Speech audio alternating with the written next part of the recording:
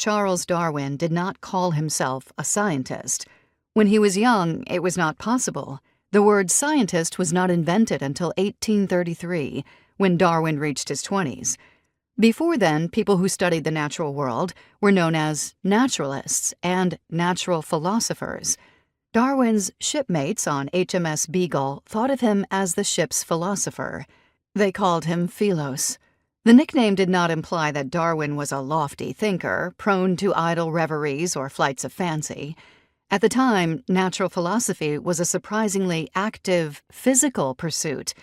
When the word scientist replaced natural philosopher, the shift marked a change in the way people thought about studying the natural world.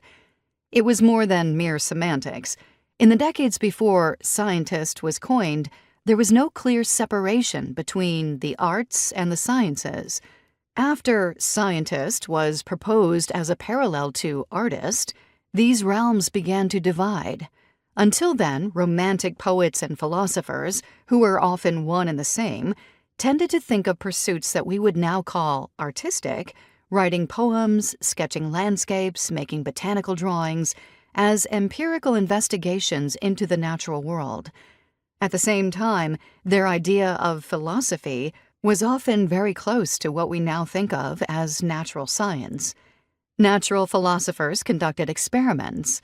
They collected specimens of animals, plants, and minerals and exchanged them with others.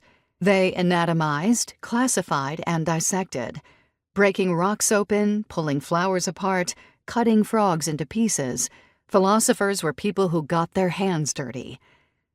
In Frankenstein, her 1818 novel about a deranged natural philosopher, Mary Shelley described philosophers as men whose hands seem only made to dabble in dirt and their eyes to pore over the microscope or crucible. Although the fictional Victor Frankenstein would become the prototype for mad scientists in thousands of subsequent novels and films, Shelley never described him as a scientist.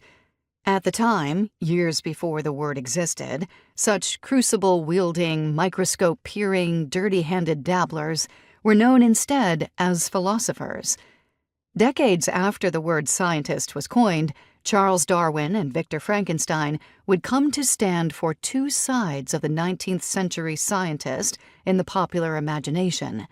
The fictional Frankenstein would represent the horrifying danger of interfering with the natural order of things, while Darwin's systematic, secular approach to the natural world would be associated with the dry logic of disenchantment.